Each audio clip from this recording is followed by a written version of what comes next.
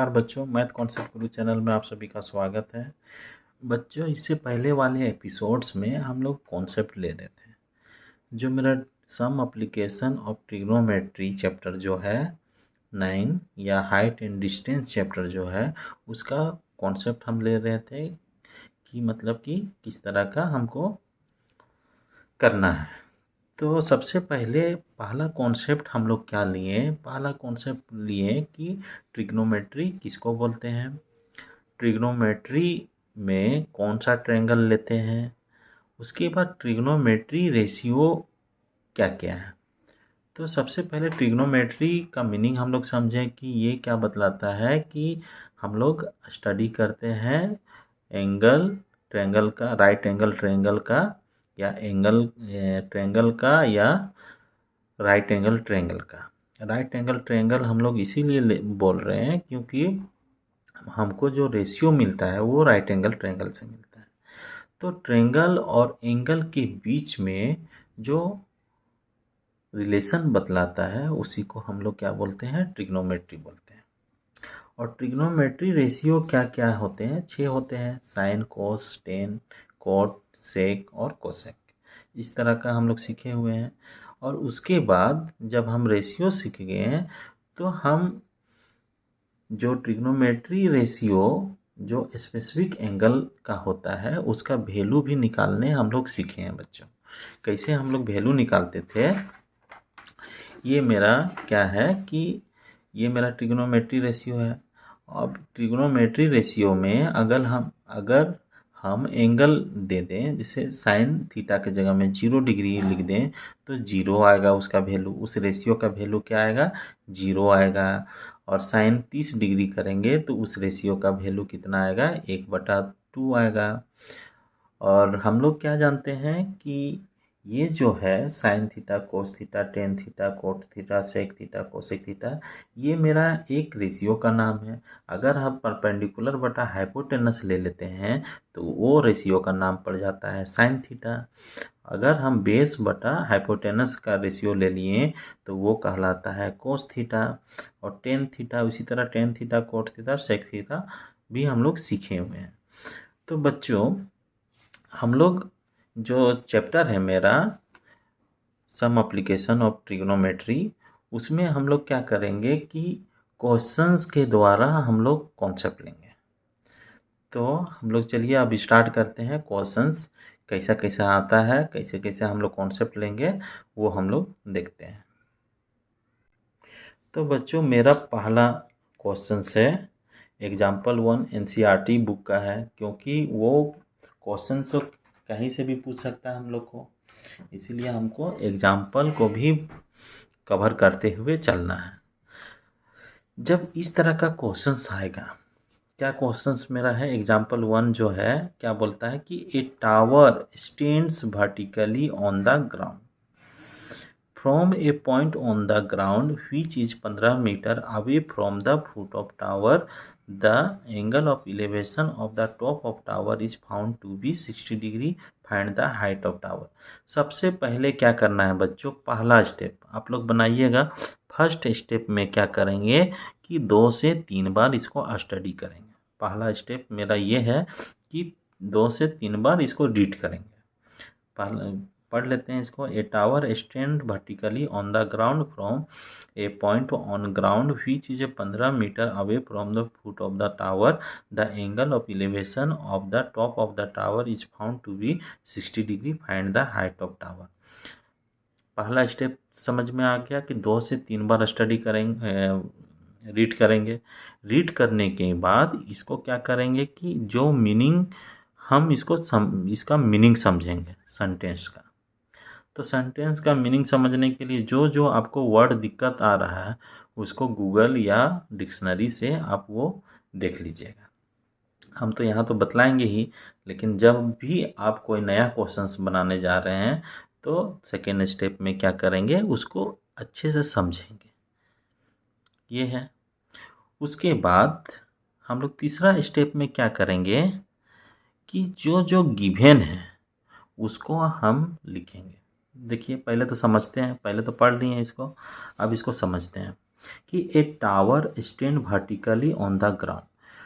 ये मतलब एक टावर मतलब समझ रहे हैं कि कोई भी जैसे बिजली का जो बड़ा बड़ा लाइन होता है वो टावर कहलाता है। जैसे टेलीफोन मोबाइल वगैरह का भी टावर होता है, तो वो लोहा का बना हुआ रहता है, उसको हम लोग टावर बोलते हैं। वो क्या है, स्टैंड मतलब खड़ा है। वर्टिकली, वर्टिकली हम लोग सुने हुए हैं। इससे पहले वाले एपिसोड में हम कुछ कुछ नाम बतला रहे थे, जैसे वर्टिकल। वर्टिकल मतलब सीधा, और वर्टिकली मतलब कि वो भी सीधा। और दूसरा क्या है, हॉरिजेंटल। ये सब आप लोग बार बार आप लोग का दिमाग में चलना चाहिए, हॉरिजेंटल। तीसरा है line of site. Line of site, vertical line, horizontal line और लाइन ऑफ साइट। फिर चौथा में हम लोग क्या देखे थे, चौथा में angle of elevation. Angle of elevation. और पांचवा में हम लोग क्या देखे थे, एंगल ऑफ डिप्रेशन। ये याद रहना चाहिए।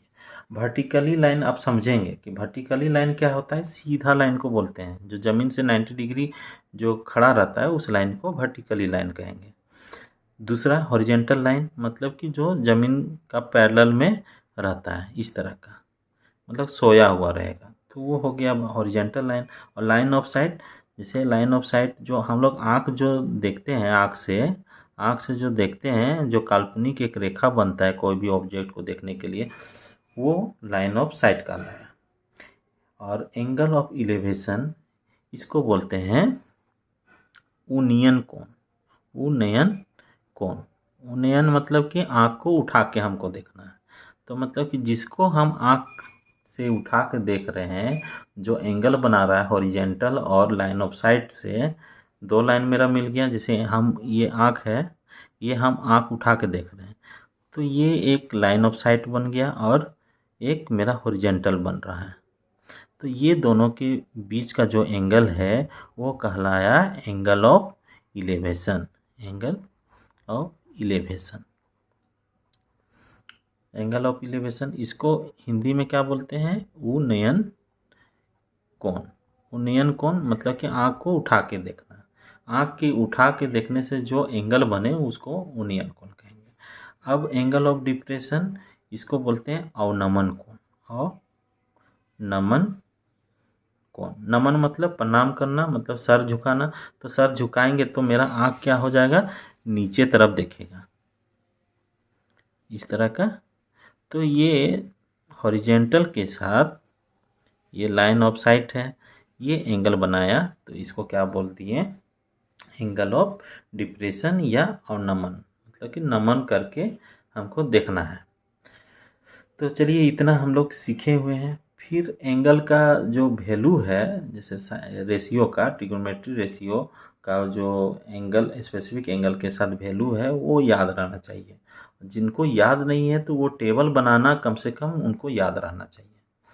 तो चलिए हम यहाँ से यहाँ समझते हैं कि ए टावर स्टैंड वर्टिकली मतलब सीधा, ऑन मतलब होता है पर, द ग्राउंड पर, ग्राउंड पर एक टावर खड़ा है सीधा। इतना समझ गए। From a point on the ground which is 15 metre away from the foot of tower. जो मेरा टावर है उसका जो एक दो चीज़ होता है, जैसे हम यहाँ पे टावर बना लिए, यहाँ पे एक टावर बना लिए इस तरह का,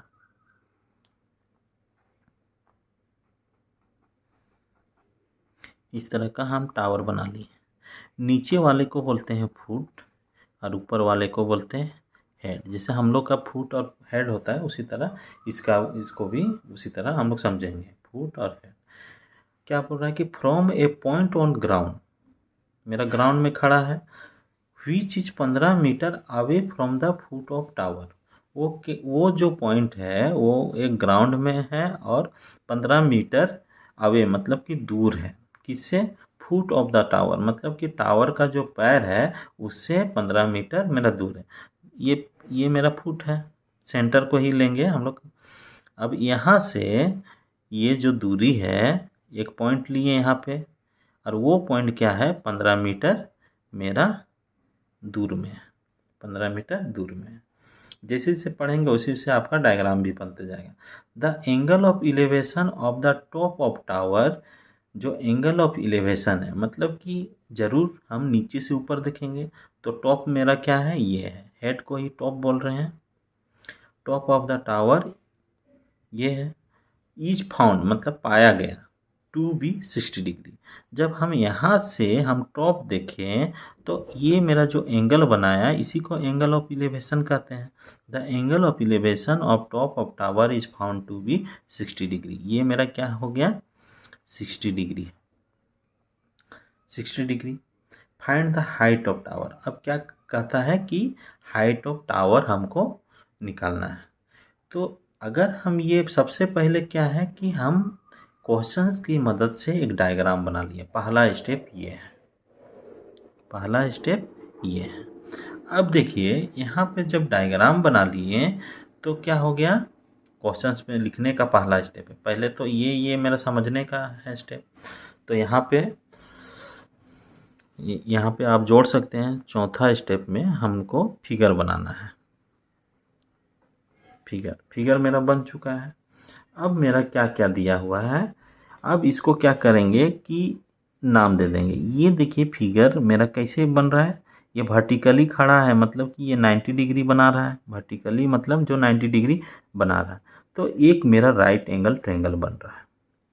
अब इसको जब ट्रायंगल है तो इसको हम नामकरण कर दिए। क्या क्या नामकरण कर दिए, ए बी सी, इतना हम नामकरण कर दिए, नाम लिख दिए ट्रायंगल ए बी सी। अब मेरा ये जो फिगर है ये हमको दिया हुआ ये वैल्यू। अब यहाँ पे क्या क्या दिया हुआ है, सिंपल सा पहले तो सॉल्यूशन लिखेंगे। सॉल्यूशन के बाद जस्ट क्वेश्चन की मदद से हमको फिगर बनाना है। अब सेकेंड स्टेप में क्या करेंगे, गिवन में क्या क्या लिखेंगे कि यहाँ पे देखिए 15 metre away from the foot of tower. तो फुट ऑफ टावर लिखना नहीं है, सिंपली हम ये फिगर की मदद से ए बी बराबर क्या लिख देंगे, यहाँ पे ब्रैकेट में लिख देंगे फुट डिस्टेंस, यहाँ पे लिख देंगे distance of A point from foot of tower.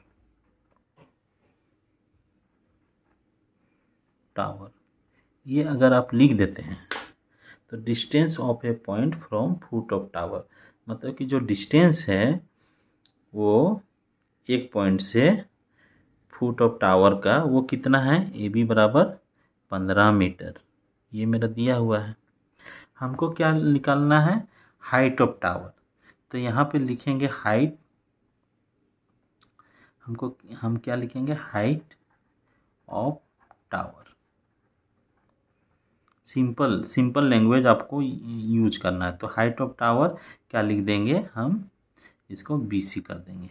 BC बराबर ये हमको क्वेश्चन मार्क रहेगा। आप इसको इस तरह का लिख सकते हैं, distance of A point from foot of tower. यही मेरा पॉइंट है जो मेरा दिया हुआ है 15 मीटर फुट ऑफ टावर से दूर में है। तो यहाँ पे इस तरह का ही लिख के यहाँ पे AB कर सकते हैं। इसको ना लिख के ये मेरा थोड़ा अच्छा है। ये मेरा आ गया। अब मेरा ये आ गया तो अब जज करेंगे। क्या जज करना है कि हमको क्या चीज़ को निकालना है, ये निकालना है। ये मेरा एंगल है तो ये एंगल है तो ये मेरा क्या बन जाएगा, परपेंडिकुलर बन जाएगा। और ये मेरा क्या बन जाएगा, बेस बन जाएगा। और ये मेरा क्या बन जाएगा, हाइपोटेनस बन गया। ये ट्रायंगल मेरा बन गया, राइट एंगल ट्रायंगल। अब इसका नाम भी हम लोग कर दिए कि परपेंडिकुलर, बेस और हाइपोटेनस। अब नाम हम लोग करने के बाद अब हम लोग गैस करेंगे या सोचेंगे कि P और B का रिलेशन कौन सा ट्रिग्नोमेट्री रेशियो से आता है। ये जो हमको इसी को निकालना है ना, तो इसी को निकालने के लिए हम सोचेंगे कि कौन सा मेरा रेशियो इसमें फिट बैठता है। तो हम लोग क्या जान रहे हैं, पी और बी या तो कोट में जाएगा या तो टेन में जाएगा। तो हम लोग क्या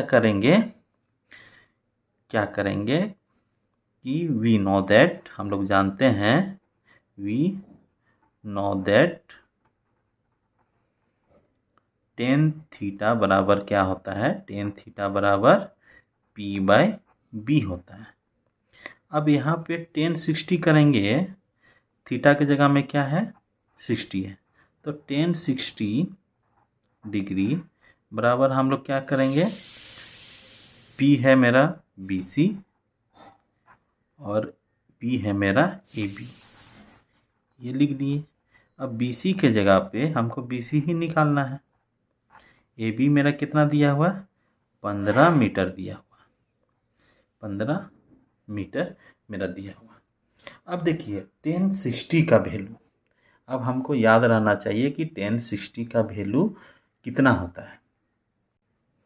तो 1060 का वैल्यू बच्चों हमको तो याद नहीं है, तुरंत क्या करेंगे कि हम टेबल बना लेंगे कहीं रफ में हमको तो याद है, इसीलिए हम लिख रहे हैं। जिन बच्चों को याद नहीं होगा वो तुरंत एक छोटा सा रफ में एक वो किस तरह का हम टेबल बना रहे थे वो हमको बना लेना है। क्वेश्चन छोड़ना नहीं है एग्ज़ाम में, किसी ना किसी तरह से हमको कवर कर लेना है। तो 1060 डिग्री का वैल्यू कितना आता है, हमको याद है √3 बराबर बी सी बटा 15, ये है। अब क्या करेंगे, हमको बी सी निकालेंगे। ये मेरा क्या बन गया, एक इक्वेशन बन गया। √3 के नीचे में 1 है, तो इसको सॉल्व करेंगे कैसे, क्रॉस मल्टीप्लाई करेंगे, बी सी बराबर 15 गुना √3, यहाँ पे क्या है गुना है, तो 15 √3 मेरा ये आ गया। तो यहाँ पे लिखेंगे हाइट ऑफ टावर, लास्ट में हैंस मतलब आता हाइट ऑफ टावर बराबर कितना हो जाएगा, 15 इंटू √3। अब बच्चों ये मेरा आंसर निकल गया।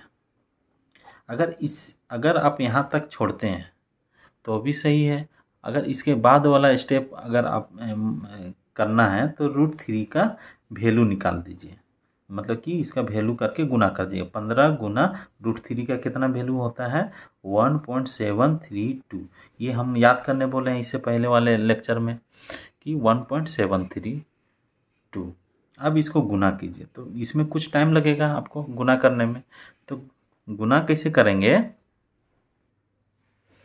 अब यहाँ पे 15 गुना 1.732 को कैसे गुना करेंगे बच्चों, इसको थोड़ा सा सीखिएगा। बहुत सारे बच्चे गलती कर बैठते हैं या मतलब कि उसको ज़्यादा टाइम लगता है। तो ज़्यादा टाइम नहीं लगे उसके लिए हम लोग क्या करेंगे, एक तो थोड़ा सा छोटा सा एक ट्रिक आप लोग को बतलाते हैं। तो हमको क्या करना है, ये जो है 1.732 इसको कैसे गुना करेंगे वो थोड़ा सा देखते हैं। और ये गुना आप लोग रफ में कीजिएगा। आपका कॉन्सेप्ट सब कुछ सही है, लास्ट में कैलकुलेशन ही थोड़ा सा गड़बड़ रहेगा तो आप क्वेश्चंस को बना नहीं पाएंगे। तो क्या है, यहाँ भी आंसर आ गया, यहाँ तक जिनको छोड़ना है छोड़ सकते हैं, लेकिन अगर उससे भी ज़्यादा आंसर चाहता है तो उसके बाद ये स्टेप अपनाते हैं। तो देखिए कैसे गुना करते हैं वो हम बतला रहे हैं। ये क्या है, 1.732 गुना 15 है, ये है। पॉइंट को हम क्या करेंगे, भूल जाएंगे तो हम क्या करेंगे 1732 ये करेंगे 15। अब इसको क्या करेंगे, ब्रेक कर देंगे। ब्रेक कैसे करेंगे, देखिए 1000 जोड़ 700 जोड़ 30 जोड़ 2 करेंगे, मतलब 1 को पकड़ेंगे 3 को जीरो बैठाएंगे, 7 को पकड़ेंगे 2 को जीरो बैठाएंगे, इधर जितना बचेगा उतना जीरो, 3 को पकड़ेंगे इतना जीरो बैठाएंगे और 2 इधर कोई नहीं है। किससे गुना करना है, 15 से गुना करना है। अब सिंपली क्या करना है, गुना कर दीजिए इसको, 15 एका 15, 3 को जीरो, फिर 15 सते 105 होता है, फिर 2 ठो जीरो, फिर 15 तिया 45, एक तो 0, 15 दूना 30, ये इजी हो गया। अब इसको तो इजीली आप जोड़ सकते हैं। जोड़िए, कैसे जोड़ते हैं? ये 0 0 0 0 0, 3 5 3 8 0 0, यहाँ 8 हो गया, ये ख़त्म। फिर 4 5 9 9, ये हो गया 9, ये ख़त्म। यहाँ पे 0 0 और 5 5, यहाँ 1 और 1 2 हो जाएगा। इतना मेरा आ गया, इसको जोड़ लिए। अब यहाँ फिर जाएंगे डेसिमल वाला पॉइंट में। तो डेसिमल कितना अंक मेरा है? 1 2 3। तो 3 अंक हम यहाँ पे करेंगे, 1 2 3, यहाँ पे पॉइंट बैठा देंगे। तो ये मेरा क्या हो गया? यही मेरा आंसर हो गया, मीटर आंसर। ये बहुत इजी रहा बच्चों, और गड़बड़ होने का चांस भी बहुत कम है। तो अगर आप ये गुना करने लग जाइएगा तो बहुत टाइम लगेगा। तो हम इसको कैसे गुना करना है, एक रफ में लिख लेना है, मतलब लास्ट वाला पेज में, और उससे हम ये गुना करके हम देख लेंगे। तो लास्ट में आंसर लिख देना है कितना? 25.980 मीटर आंसर। तो बच्चों ये क्वेश्चन से हम लोग क्या सीखें, कैसे कैसे हमको क्वेश्चंस को सॉल्व करना है। तो सबसे पहले इस तरह का क्वेश्चन आएगा, ये 5 मार्क्स का आता है जैक बोर्ड वाले को, और सीबीएसई बोर्ड वाले को 4 मार्क्स का आता है। छोटा सा है, हमको ज़्यादा लैंग्वेज लिखना नहीं है। ज़्यादा लैंग्वेज लिखेंगे तो मेरा टाइम भी कम, मतलब कि कम बच जाएगा, टाइम भी ज़्यादा लगेगा। तो टाइम को बचाना है और आंसर भी लाना है। इसीलिए सबसे पहले क्या करेंगे, छोटा छोटा पहला स्टेप है कि इसको आप बहुत अच्छे से रीड कीजिए। रीड करने के बाद उसका मीनिंग को समझिए। अब मीनिंग को जब समझ लेते हैं तो अब डायग्राम बनाने का कोशिश कीजिए। कोशिश करने के बाद मेरा जो दिया हुआ है वो लिख देना है। जैसे distance of A point from foot of tower, ये भी मान लिए। अब वो ट्रायंगल जैसा मेरा लग रहा है, राइट एंगल ट्रायंगल का जैसा। अब ये भी मान लिए और वो लिख दिए। उसके बाद हमको क्या पूछ रहा है? हाइट ऑफ टावर पूछ रहा है, या ये भी पूछ सकता है, जो भी आपको पूछे वहाँ क्वेश्चन मार्क लगा दिए। अब देखेंगे कि कौन सा ट्रिग्नोमेट्री रेशियो से मेरा ये मैच कर रहा है। तो यहाँ पे पी और बी ये निकालना है, और ये मेरा दिया हुआ, तो पी और बी मेरा मिल रहा है। तो हम लोग को तुरंत दिमाग में आना चाहिए पी और बी किसका रिलेशन बतलाता है, कौन सा रेशियो बनता है इससे, 10 या कोट बनता है। तो हम लोग 10 थोड़ा सा पहले पढ़े हुए हैं, कोट इसका रिवर्स होता है। तो हम 10 की सहायता से हम लोग बनाएंगे। वहाँ 10 थीटा बराबर परपेंडिकुलर बटा बेस होता है। तो 10 60, यहाँ पे 10 जो 60 है उसकी जगह पे परपेंडिकुलर मेरा क्या हो जाएगा, BC बन जाएगा, और मेरा बेस क्या बन जाएगा, AB बन जाएगा। तो ये मेरा हो गया। और 1060 का वैल्यू हमको पता है कितना होता है, √3। अगर जिन बच्चों को नहीं पता है वो तुरंत टेबल बनाने का प्रैक्टिस करेंगे, बार बार प्रैक्टिस करेंगे तो उसको याद हो जाएगा। या तो याद कर लीजिए या टेबल बनाने का स्पीड में प्रैक्टिस कर लीजिए, तब ये मेरा आ जाएगा।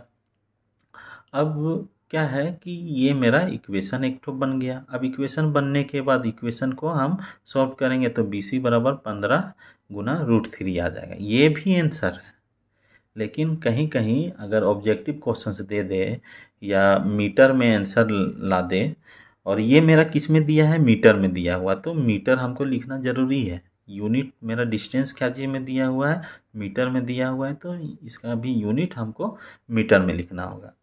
तो इस तरह का सिंपल सा है, ज़्यादा हार्ड नहीं है बच्चों। इसको माथा का टेंशन लेके बनाइएगा नहीं, एकदम स्मूथली बनेगा, कोई दिक्कत नहीं है। तो बच्चों आज के एपिसोड में इतना ही, आज के लेक्चर में इतना ही। अब मिलते हैं बच्चों नेक्स्ट क्लास में नेक्स्ट क्वेश्चंस के साथ। तो वीडियो को देखने के लिए आप सभी का धन्यवाद।